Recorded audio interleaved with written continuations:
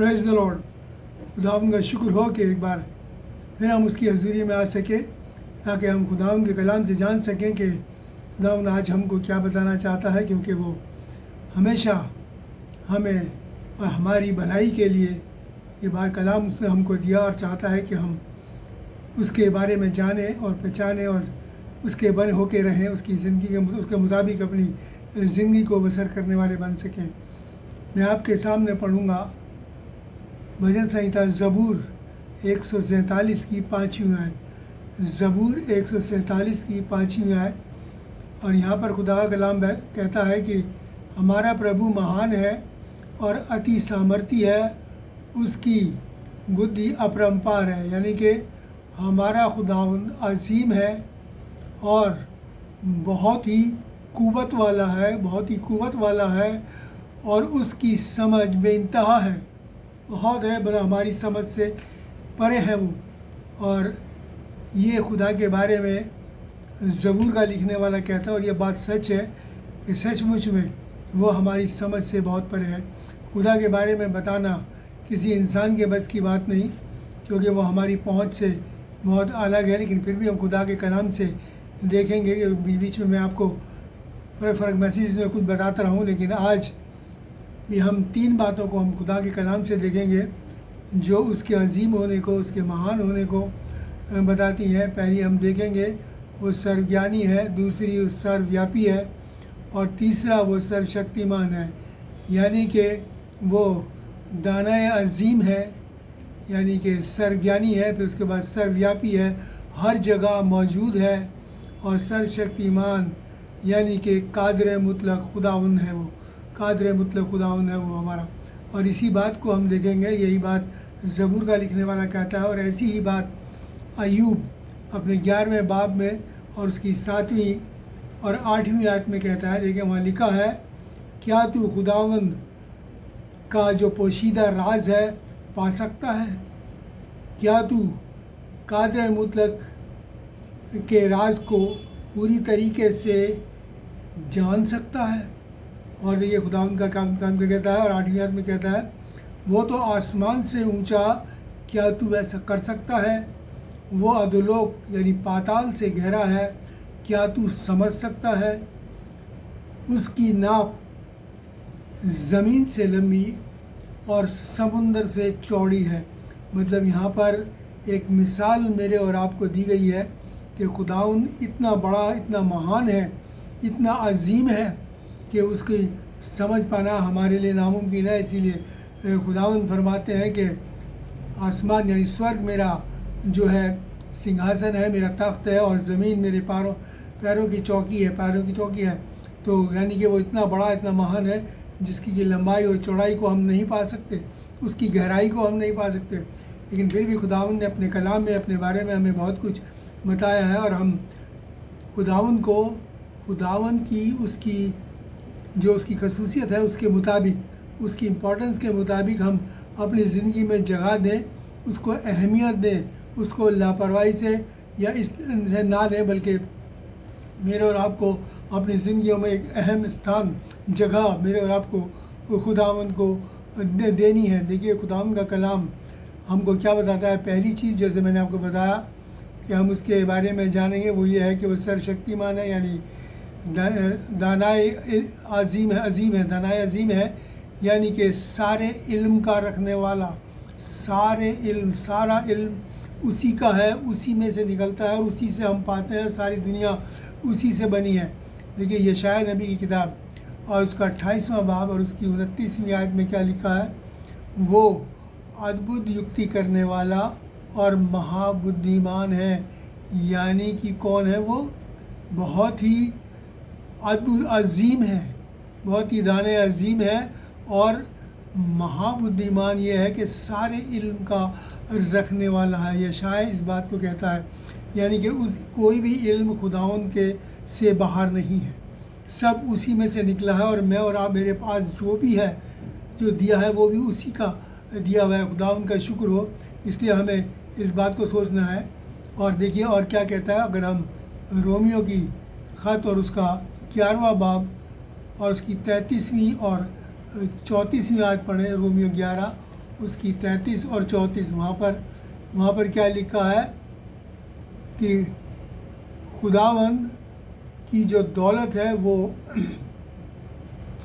दौलत और उसकी अक्ल यानी बुद्धि जो है कि ज्ञान जो है बहुत ही गंभीर है, यानी अजीम है, बहुत ही ज़्यादा।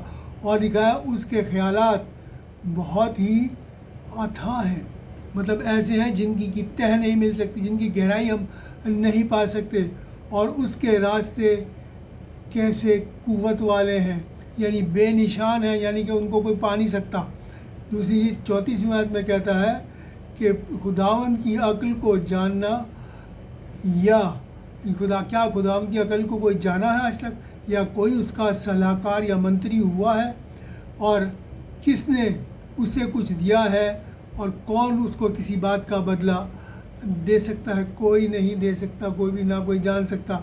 यानी कि खुदावंद का कलाम हमको बताता है कि वो बहुत ही ज़्यादा अक्लमंद है। हमारी बार बार इस बात को कहता हूँ कि हम उसको हम भी समझ नहीं सकते, हम भी केवल सिर्फ उतना ही जान सकते हैं जितना कि मेरे और आपको इस कलाम के अंदर बताया गया है।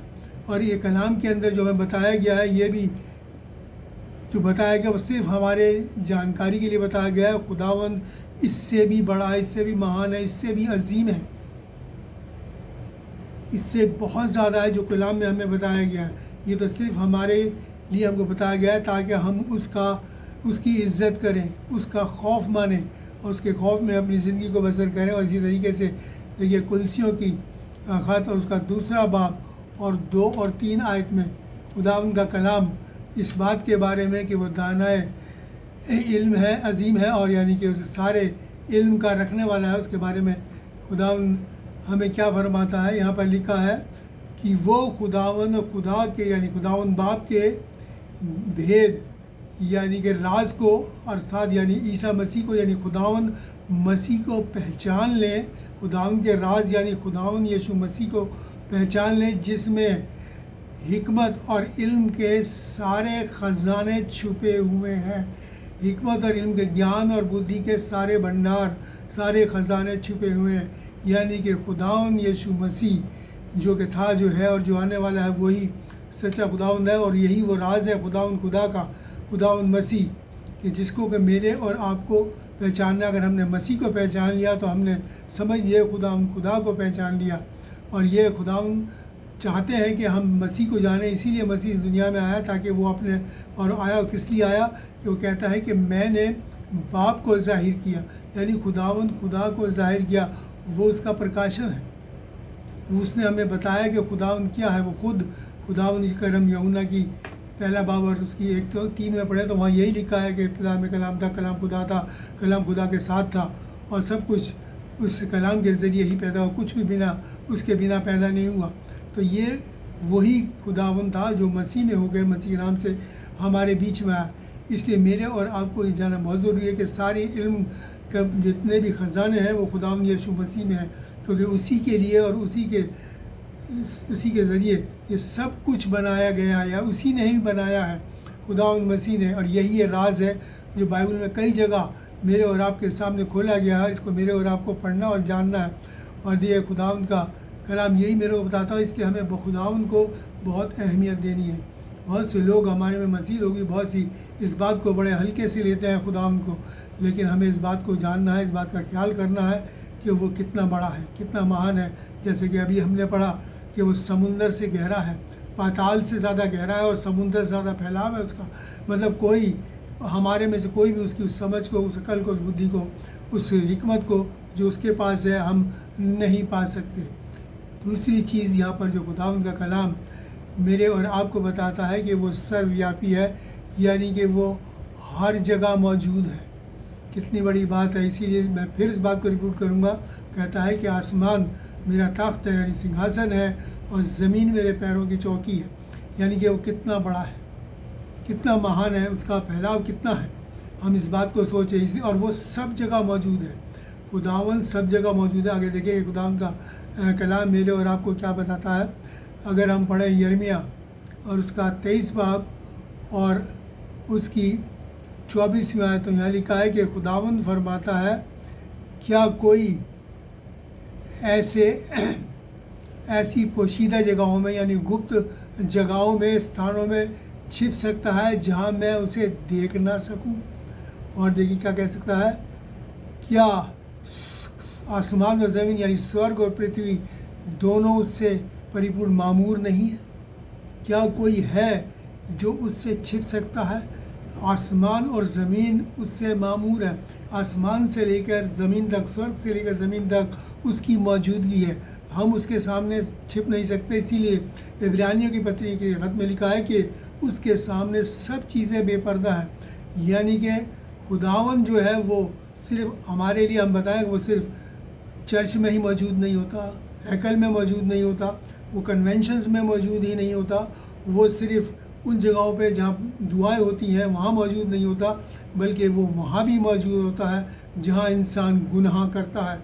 जहाँ इंसान गुनाह में पड़ता है और गुनाह करता है, वो सोचता है कि वो ये काम पोशीदगी में कर रहा है, लेकिन नहीं, खुदा वहाँ मौजूद है। वो वहाँ देखता है, हमारे हर गुनाह को देखता है, हमारे हर भले काम को देखता है।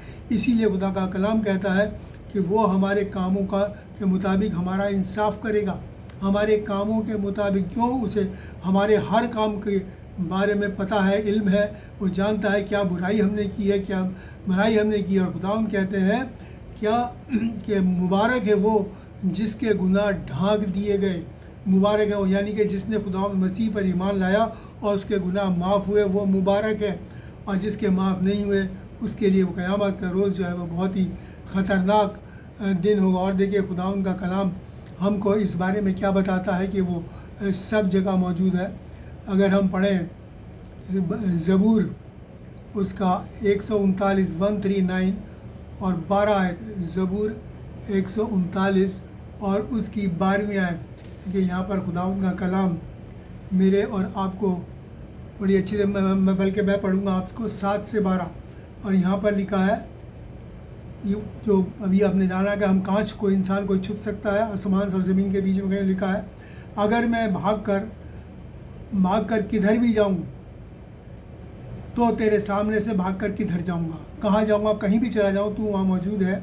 अगर मैं आसमान में चढ़ूँ तो तू वहाँ है। अगर मैं अपना बिछौना, अपना बिस्तर पाताल में, अधोलोक में बिछाऊँ तो वहाँ भी तू है। अगर मैं सुबह की किरणों पर यानी परों पर चढ़कर समुद्र पे जा बसूँ तो वहाँ भी तू है। तो वहाँ भी तू अपने हाथों से मेरी अगुवाई करता है, मेरी रहनुमाई करता है और अपने दाहिने हाथ से मुझे संभाल रहता है। अगर मैं कहूँ कि मैं अंधकार में, तारीकी में अपने आप को छिपा लूँगा तो मेरे चारों ओर का अगर उजाला या रोशनी जो है वो तारीकी भी हो जाए तो अभी मुझे छुपा नहीं सकती, क्योंकि लिखा है आगे देखिए 13 में लिखा है, तो अभी जो तारीकी है तुझसे ना छिपाएगा, बल्कि क्या लिखा है, रात तो तेरे लिए दिन के समान है। रात तेरे लिए दिन के समान है, ऐसी रोशनी देती है जैसे दिन में तेरे लिए रात और दिन का कोई फ़र्क नहीं है। इसलिए मैंने कहा कि जहाँ हम सोचते हैं काम पोशीदगी में कर रहे हैं, कोई काम और गलत करते हैं, तो वहाँ भी वो मौजूद है। उसके लिए लिखा है कि तेरे लिए जो अंधियारा है, तारीकी जो है और उजियाला यानी कि रोशनी जो है, नूर, दोनों बराबर हैं। रात और दिन, अंधेरा और रोशनी सब उसके लिए बराबर है। वो इतना महान है, इतना अजीम है और सब जगह मौजूद है और सब जगह उसकी आँख देखती है, उसकी आँख देखती है। इसलिए हम खुदावन को कभी भी हल्के से ना लें। जो हमें कहा गया है हम वो करें, क्योंकि खुदावन हर बात को जानता है। हम ये नहीं कह सकते कि ये हमने नहीं किया, ये हमें पता नहीं, कुछ नहीं कह सकते। अगर हम पढ़ें सबोपदेशक तो वहाँ लिखा हुआ है कि खुदावन के दूत के सामने मत कह, खुदावन के फरिश्ते के सामने मत कह कि ये काम मुझसे भूल से या गलती से हुआ। नहीं, जो कर रहे हैं मान लें और उसे छोड़ दें, तो हमारे ऊपर रहम किया जाएगा और हमें माफ़ी मिलेगी, क्योंकि खुदावन हर चीज़ को देखता है। और देखिए अगर हम पढ़ें, अगर हम अबोध्य की किताब और उसका पहला बाब और चौथी आयत पढ़ें, अबोध्य उसका पहला बाब और चौथी आयत, तो देखिए वहाँ पर भी खुदावन का कलाम क्या कहता है, चाहे तू उकाब के तरह ऊंचा उड़ता हो, वरन अपना बिछौना यानी अपना बिस्तर तारागणों में यानी सितारों में भी के बीच में भी अपना घोंसला बना ले, तो भी मैं तुम्हें वहाँ से गिरा लूँगा। आजकल हम जानते हैं कि साइंस बड़ी तरक्की कर गई है। लोग कोशिश कर रहे हैं कि स्पेस में या जाके ऐसे जगह बना ले जहाँ इंसान रह सकता है, चाँद पे रहने की जगह बना ले, और जो दूसरे प्लैनेट्स हैं उनके ऊपर जाके, तारों पर जाके रहने के लिए जगह बनाए। तो खुदा कहला है कोई आसमान से ज़मीन तक मैं मौजूद हूँ और मैं सब देखता हूँ, मैं वहाँ से भी तुझको गिरा लूँगा। यानी कि ये कि हम कहीं भी छिप नहीं सकते, वो सब जगह मौजूद है। इसलिए मेरे प्यारे भाई बहनों, आपसे मैं इल्तिजा करता हूँ कि खुदा उनको हल्के में ना लें, उसकी बड़ाई को, उसकी महानता को, उसको कितना अजीम है, उसकी अज़मत को पहचानें और उसके मुताबिक उसे इज़्ज़त दें, उसे आदर दें, उसके खौफ में अपनी ज़िंदगी बसर करने की कोशिश करें, ताकि हम उस दिन जो क़यामत का रोज़ ठहराया गया, उस दिन हम लोगों को शर्मिंदा ना होना पड़े। और देखिए खुदावंद का कलाम क्या कहता है। तीसरी चीज़ कि वो सर्वशक्तिमान है, यानी कि वो कादर मुतलक खुदावंद है। वो कादर मुतलक खुदावंद है, यानी कि उससे ज़्यादा ज़ोरावर कोई नहीं है, उससे ज़्यादा शक्तिमान कोई नहीं है। वो एक्सट्रीम है, उसके ऊपर कोई नहीं है, ताकत में, कुव्वत में कोई नहीं है। अब देखिए खुदावंद का कलाम क्या कहता है। खुदावंद, अगर हम पैदाइश की किताब उसका 17 बाब और उसकी पहली आयत पढ़ें तो वहाँ खुदावंद इब्राहिम से फरमाते हैं, वो कहते हैं कि मेरी हजूरी में चल, मेरी हजूरी में चल और क्या हो कामिल होता जाए। बड़ी अच्छी तरह बताते हैं कि मेरी हजूरी में चल और कामिल होता, यानी कि सिद्ध होता जा। जो लोग भी खुदावंद की हजूरी में चलते हैं वो कामिलियत को पाते हैं, यानी कामिल होते जाते हैं। खुदावंद की हजूरी में हम कैसे चल सकते हैं? खुदावंद का ये कलाम जो मेरे और आपको दिया हुआ है, इसके मुताबिक अपनी ज़िंदगी को बिताकर हम खुदावंद की हजूरी में चल सकते हैं। खुदावंद के कलाम के मुताबिक चलना ही खुदावंद की हजूरी में चलना है। और ये खुदावंद की तरफ से एक मेरे और आपके लिए रिक्वेस्ट नहीं है, बल्कि ये एक मेरे और आपके लिए हुक्म है, जो खुदावंद चाहता है कि हम उसको माने हर तरीके से, क्योंकि खुदावंद हमें बचाना चाहता है उस जहन्नुम की आग से। और खुदावंद के कलाम में देखिए कि खुदावंद कितना महान, कितना अजीम है, कितना ज़ोरावर है। इसके लिए हम पढ़ेंगे यशाया नबी किताब उसका 40वां बाब और उसकी 18वीं आयत, और फिर मैं पढ़ूँगा 25वीं आयत। यशाया नबी किताब उसका 40वां बाब और उसकी 18वीं आयत। वहाँ पर खुदावंद क्या फरमाते हैं? बड़ी अच्छी बात यहाँ पर लिखी है कि तुम खुदावंद खुदा को किसकी तरह बताओगे और किससे उसकी मिसाल दोगे। यानी कि खुदावंद की कोई हम मिसाल भी नहीं दे सकते, ये उसकी तरह है, क्योंकि अपने आप में वो इकलौता है, कादिर खुदा है वो। हम उसकी मिसाल भी नहीं दे सकते, ये उसकी तरह या उसकी तरह, क्योंकि उसके जैसा कोई नहीं। हम गाने भी ये गाते हैं कि तेरे जैसा कोई नहीं। तो ये गाना ये है, ये खुदावंद का कलाम बताता है कि हम उसकी किसी तरह वो भी नहीं दे सकते, मिसाल भी नहीं दे सकते, उपमा भी नहीं दे सकते कि खुदावंद को हम इसके समान बताएं, उसके समान बताएं। और देखिए 25वीं आयत में क्या कहता है खुदावंद का कलाम। यहाँ पर मैंने कहा 25 पढ़ेंगे। इसलिए तुम मुझे किसकी तरह बताओगे कि मैं उसकी तरह हूँ। उस पवित्र का यही वचन है, यानी कि उस पाक खुदावंद का यही कलाम है कि तुम मुझे किसकी तरह बताओगे कि मैं उसके समान हूँ। कोई मेरी तरह नहीं है, कोई नहीं है। खुदावंद वाहिद खुदा है, अकेला खुदा है और उसकी तरह कोई नहीं है। और लेकिन मेरे और आपको ये बरकत दी गई है खुदावंद ने कि हम उसकी शबीह और सूरत में बनाए गए। इसलिए मेरे और आपको उसके मुताबिक ही चलना है। अगर हम उसकी शबीह और सूरत के मुताबिक नहीं चलते, उसकी शबीह और सूरत ये कलाम है, और इसके मुताबिक अगर मैं और आप नहीं चलते तो हम खुदावंद के लायक नहीं हैं। हम उस बादशाह के, आसमानी बादशाह के लायक नहीं हैं, मेरे उस सर्वशक्तिमान परमेश्वर के लायक नहीं हैं। इसलिए मेरे और आपके लिए बहुत ज़रूरी है कि हम खुदावंद के मुताबिक अपनी ज़िंदगियों को बसर करें। उसी के साथ साथ मैं पढ़ूँगा इसका यशाया नबी की किताब और उसका 46वां बाब और उसकी 5वीं आयत। वहाँ लिखा, वहाँ खुदावंद क्या फरमाते हैं, देखिए वहाँ लिखा है, मैं तुम्हारे बुढ़ापे में भी वैसा ही बना रहूँगा और तुम्हारे बाल पकने के वक्त तक तुम्हें उठाए रहूँगा। मैंने तुम्हें बनाया है, मैं तुम्हें लिए फिरूँगा। और देखिए 5वीं आयत, अब मैं पढ़िए, मैं 4थी पढ़ रहा था, 5वीं आयत फिर वो कहते हैं, तुम किससे मेरी मिसाल दोगे और मुझे किसकी तरह बताओगे, किससे मेरा मिलान करोगे कि हम उसके समान ठहरें, यानी कि वो हमारे कितनी मदद हमारी करता है। ऐसा अजीम खुदावंद जो आसमान से ज़मीन तक मौजूद है, जिसकी मौजूदगी है, जो सब जगह मौजूद है, सबसे ज़्यादा ज़ोरावर है, वो खुदावंद मेरे और आपको कहता है कि मैं तुम्हारी पैदाइश से और तुम्हारे बुढ़ापे तक तुम्हें लिए फिरूँगा, तुम्हें उठाए फिरूँगा। जिसको ऐसा प्यारा खुदा मिला हो और वो उसके मुताबिक ना चले तो उससे बुरा वो कोई और कुछ और काम कर ही नहीं सकता, मैं बताऊँ। इसलिए बहुत ज़रूरी है कि हम खुदावंद को उसके कलाम के मुताबिक ही फॉलो करें।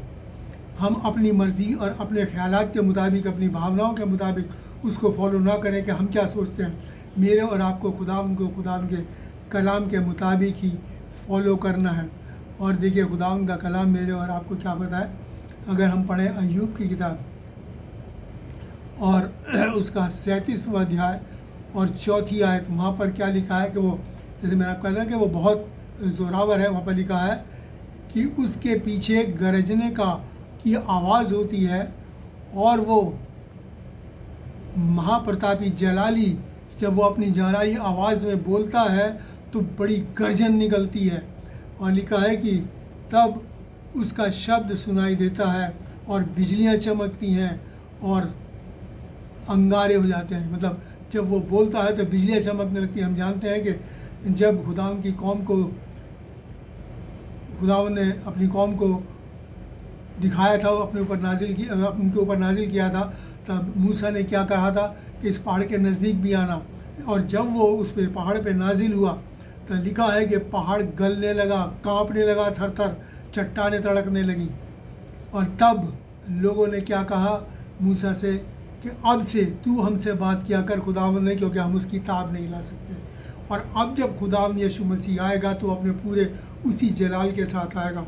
सिर्फ वही लोग उसको देख सकेंगे, उसकी ताब को ला सकेंगे जिन्होंने इसके मुतालाम के मुताबिक अपनी ज़िंदगी को बसर किया है। उसको देख सकेंगे, उसको इस्तकबाल कर सकेंगे, उसका स्वागत कर सकेंगे। इसलिए मेरे और आपके लिए बहुत ज़रूरी है कि इस बात को जानें, उसकी अहमियत को जानें, वो कितना बड़ा है, और तब इसके मुताबिक अपनी ज़िंदगी को हम लोग बिताने वाले बन सकें। क्योंकि मैंने बहुत बार देखा कि मसीहों ने खुदावंद को बहुत हल्के से ले रखा है। हम इतने हल्के से ना लें खुदावंद को। उसकी एक एक बात का मतलब है और उस मतलब के मुताबिक ही हम अपनी ज़िंदगी को बिताने वाले बन सकें। और देखिए खुदावंद का कलाम क्या कहता है। अगर हम पढ़ें पहला तीमुथियुस उसका 6 बाब और उसकी 16 आयत, वहाँ पर लिखा है कि अमरता उसी की, यानी बका उसी की है, और वो अगम्य ज्योति में रहता है। और वो अगम्य ज्योति में रहता है यानी ऐसे नूर में जिसकी जहाँ तक हमारी पहुँच नहीं हो सकती, उसको हम ताब नहीं ला सकते। जिंदगी उसी की है, अमरता यानी बका उसी की है, और वो ऐसा नूर है, ऐसे नूर में रहता है कि जिसकी कोई ताब नहीं ला सकता। इसीलिए मूसा को कहा था कि तू मुझे देख नहीं सकता, तू मेरे चेहरे को नहीं देख सकता, क्योंकि इंसानी जिस्म गुनह का जिस्म है और फ़ानी जिस्म गैर फ़ानी को ऐसे नहीं देख सकता। इसलिए खुदा मेरे और आपको खुदा को देखने के लिए इसलिए लिखा है कि जब वो आएगा तो हम बदल जाएंगे और तब हम रूहानी शक्ल में होकर हम खुदाम को देखेंगे, उसके नूरानी चेहरे को देखेंगे। और देखिए खुदाम का कलाम मेरे और आपको क्या बताता है। और देखिए खुदाम का रहम और करम देखिए हमारे ऊपर कितनी वो रहम करता है और कितनी तरसीली निगाह से मेरे और आपको देखता है, कितनी मोहब्बत भरी निगाह से मेरे और आपको देखता है, और कैसी कैसी बातें अपनी मोहब्बत को जाहिर करने के लिए वो कहता है। वो देखा है अगर हम 2 कुरिन्थियों 6 और उसकी 18 पढ़ें तो वहाँ पर लिखा है कि मैं तुम्हारा बाप हूँगा और तुम मेरे बेटियाँ और बेटे हो। सर्वशक्तिमान यानी कादर मुतलक खुदा उनका ये कॉल है, ये वचन है कादर मुतलक खुदा उनकी कि मैं तुम्हारा बाप और तुम मेरे बेटे और बेटियाँ हो। ऐसा अजीम, ऐसा महान, सब जगह मौजूद रहने वाला, सबसे ज़्यादा ज़ोरावर खुदावंद जिसकी हम कोई मिसाल नहीं दे सकते, ऐसा खुदावंद हमको ये वायदा करता है।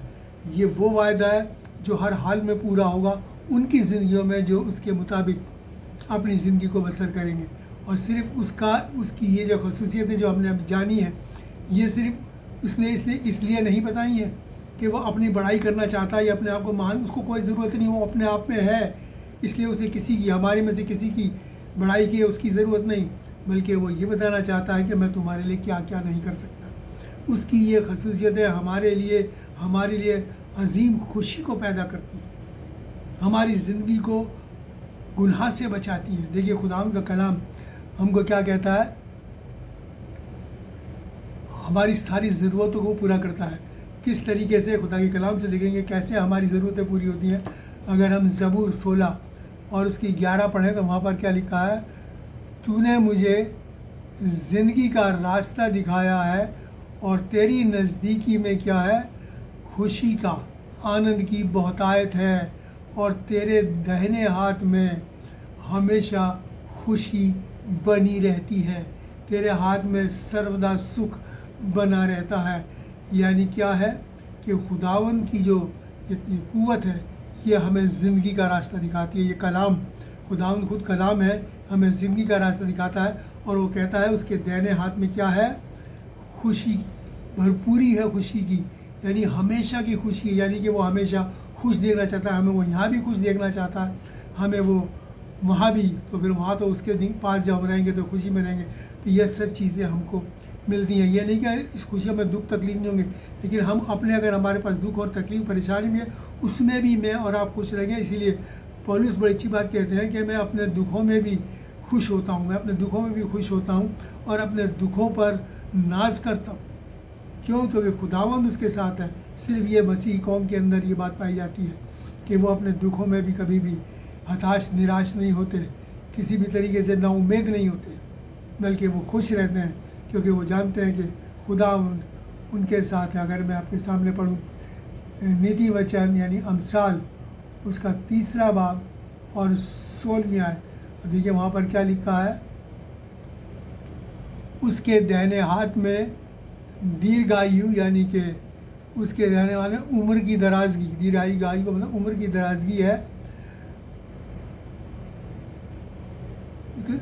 दाहिने हाथ में दीर्घायु उम्र की दराजगी है, और उसके बाएं हाथ में दौलत और महिमा हमेशा बनी रहती है।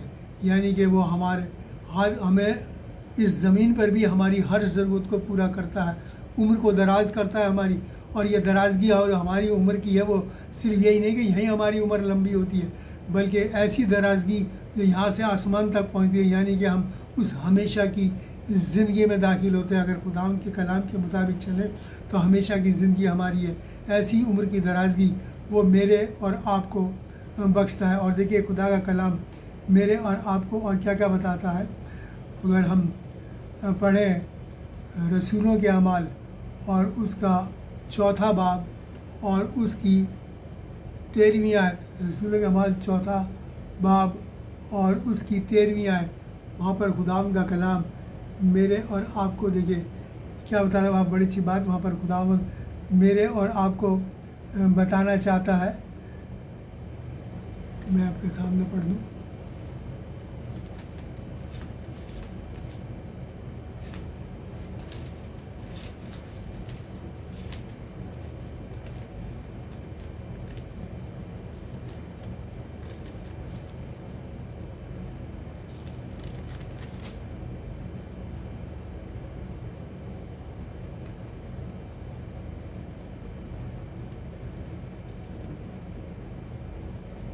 कि यहाँ पर जिक्र है वो उसका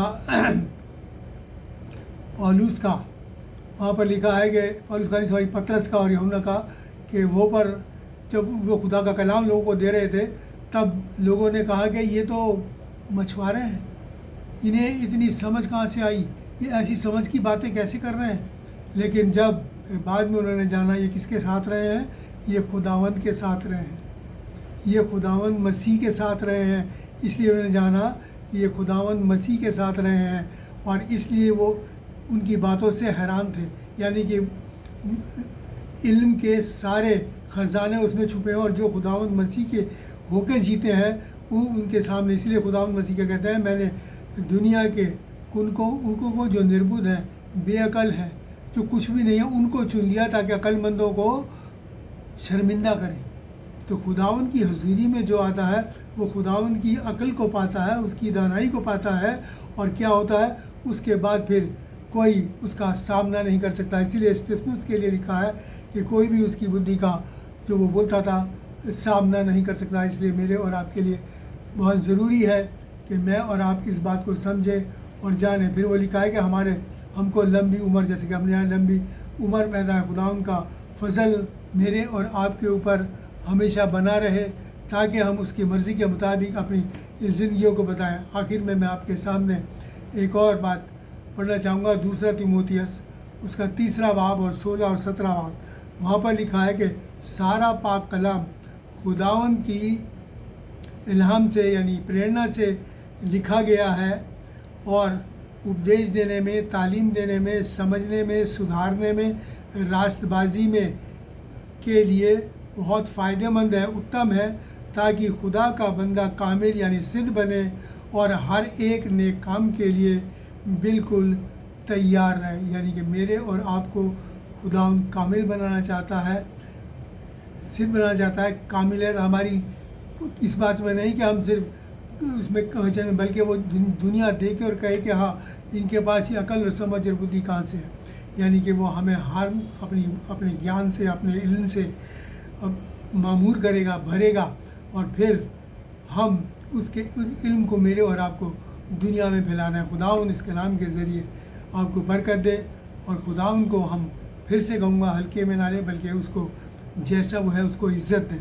वो बहुत बहुत बहुत इज़्ज़त के लायक है। उसके खौफ में अपनी ज़िंदगी को बसर करें और कोई भी काम ऐसा ना करें जो उसे नापसंद हो। आइए हम दुआ मांगें। शुक्रगुजार है प्यारे बाप आसमानी तमाम नेमतों बरकतों के लिए, और पिता परमेश्वर तेरे इस कलाम के लिए। और आए बाप आसमानी, आज हमने जाना कि सच में तू कितना अजीम है, कितना अजीम है, कितना ज़ोरावर है। प्यारे बाप आसमानी, तेरी तारीफ़ हो, हम तो सदाइयो, फिर भी तू हम नाचीज़ इंसानों पर गौर करता है और हमारी सुध ही लेता है और हमारे लिए काम करता है, हमारे लिए कुर्बान हो गया।